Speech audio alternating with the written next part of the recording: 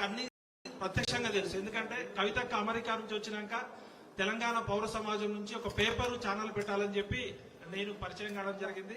ఆ కష్టాలు నష్టాలు అన్ని తర్వాత చెప్తా గానీ ఈ రోజు నేను ఇక్కడికి రావడానికి ప్రధాన కారణం కేసీఆర్ కూతురుగా తాను రాజకీయాల్లోకి రావచ్చు, తెలంగాణ జాగృతిగా మనం పరిచయం కావచ్చు, బతుకమ్మగా పరిచయం కావచ్చు. కానీ ఈ రోజు తెలంగాణ కష్టాల్లో ఉంటే ఏ రాజకీయ పార్టీ పోరాటం చేయకుండా ఓన్లీ నుమాయిష్ మన నాంపల్లిలో ఎగ్జిబిషన్ జరిగినట్టు ఎగ్జిబిషన్ కి పోయొచ్చినట్టు పోయేస్తున్నారు. నిన్న నేను 12 గంటలకి ఖమ్మం చేరుకొని అక్కడ దీక్షా శిబిరం దగ్గర గానీ అంబేద్కర్ భవన్ దగ్గర ఉంటే నేను ఒక మామూలు మధ్యతరగతి కుటుంబంలో పుట్టి నాకు కూడా సొంత ఇల్లు లేదు. అలాంటి నేనే ఒక 5-6 గంటలు అక్కడ ఉండలేకపోయినా. ఇంతింతలావు దద్దులు, విపరీతమైన మురుగు కంపు, అంటే అక్కడ కనీసం పీల్చడానికి కూడా అక్కడ గాలి కూడా సరైన లేదు. అలాంటి దగ్గర 24 అవర్స్ ఉండడమే కాకుండా అక్కడ బాధితులు మాట్లాడిన విషయాలు చూస్తే మనము స్వాతంత్ర భారతదేశంలో ఉన్నామా, గొర్రెలు బర్రెలు లాగా వాళ్ళని గొడ్ల కొట్టల్లో తొలినట్టు తోలేరు. నాకే బాధ అనిపించింది. అలాంటిది అక్క మీకు హ్యాట్స్ ఆఫ్. రాజకీయాలు సమాజం ఏమనుకుంటే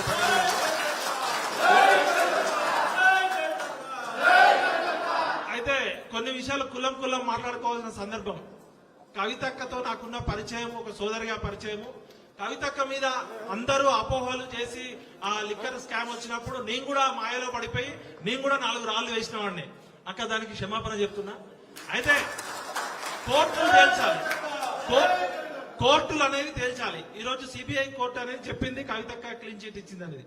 ఆ వివరాలు మళ్ళీ పక్కకి పెడితే ఉన్నది ఉన్నట్టు కుండ బద్దలు కొట్టినట్టు మాట్లాడడం అనేది మా నాన్నగారు నాకు ఇచ్చినది.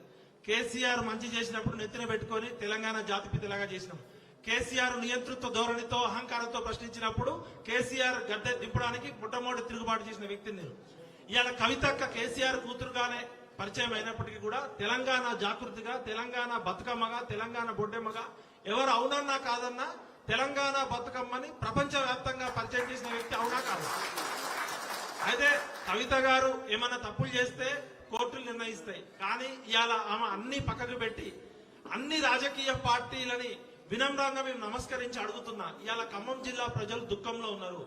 మంది కొంపలు కూల్చే మంత్రులు, 3 మంత్రులు అక్కడ మంది కొంపలు కూల్చే ముఖ్యమంత్రులు ఇవాళ తెలంగాణని రాక్షసులు రామాయణ మహాభారత కాలంలో ఉన్నారని విన్నాం. కానీ ఇలా ఖమ్మం జిల్లా వెలుగుమట్లలో 3 రాక్షసులు ఆ పేద ప్రజల ఉసురు తీసుకుంటున్నారు.